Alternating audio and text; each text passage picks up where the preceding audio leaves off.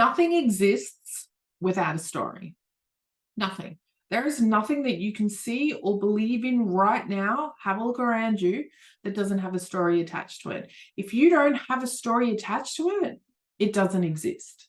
So what happens is our mind is filled with stories. It's filled with, whether they come from experiences we've had in our lives, whether they're from the collective or outside of us, or whether they're something that we've just replayed in our mind over and over again. Our mind is filled with stories. And these stories are created by our beliefs, which are created by our emotions, which are created by our experiences and the way that our body reacts to them. There's a graphic in here that I'll show you of some of the different things that we hold inside our mind and the way that we work. But when you think about what a story is and how it is held within our belief system, you can bring it back to an experience and how that story has evolved. And there'll be many different reasons of how that story can evolve within your mind, but it's normally going to be based on that emotion and how it feels within your body. So let's do an example that I've written in the book. When I started writing, I was looking up how to write a book. And I read somewhere that it says every chapter must be similar in size in order to keep the reader engaged. Okay. So that is something that someone's written. And if you look at any book, you will probably see that most books will follow that theory. Now, if every single author, publisher, editor, whoever's in the book industry said, yes, that is true, we have this huge collective belief that that is 100% true and there's nothing else that can be outside of that.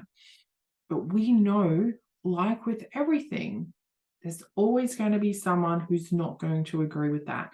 There is someone who's going to go, is that the only way that we can write? So if it's not true for that one person, that means that whole idea is not 100% true. And it's not just that, it's with the whole everything of everything. You will find that there's not 100% of a belief in anything at all. There's always going to be someone who is saying something different, believing something different, telling you something different, showing you something different, which means then that there is not one thing that is 100% true, which means it can only be true for you. Because if we are then looking at this story, and this is a story that we have now decided to make our own, because it is a collective story, because 99.9999% of the world believe that that's true, and that's how you need to write a book. Well, then you're going to believe it, and you're going to take that on, and you're going to say, okay, well, I need to write like that. But what if you didn't? What if you decided that one chapter is going to be 5 pages, one chapter is going to be 1 page? What would that do?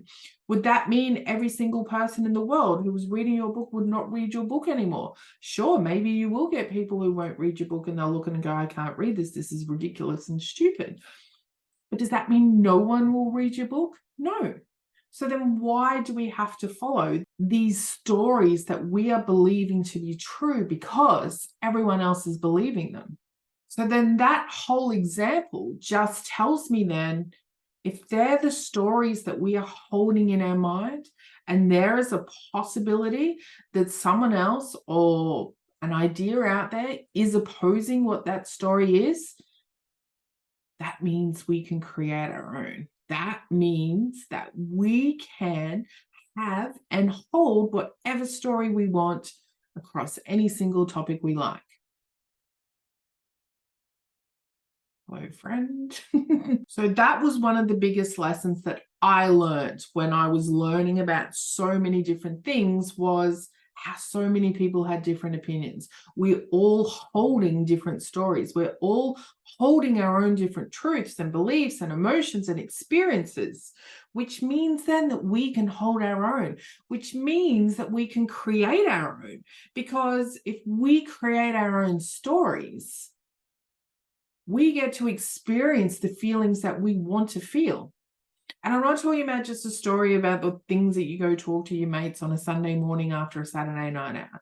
These aren't the stories that I'm talking about. I'm talking about the stories that we hold in our mind, which are creating the values and the beliefs and the ideas that we are using to rule the way that we act and behave and believe to exist in this existence.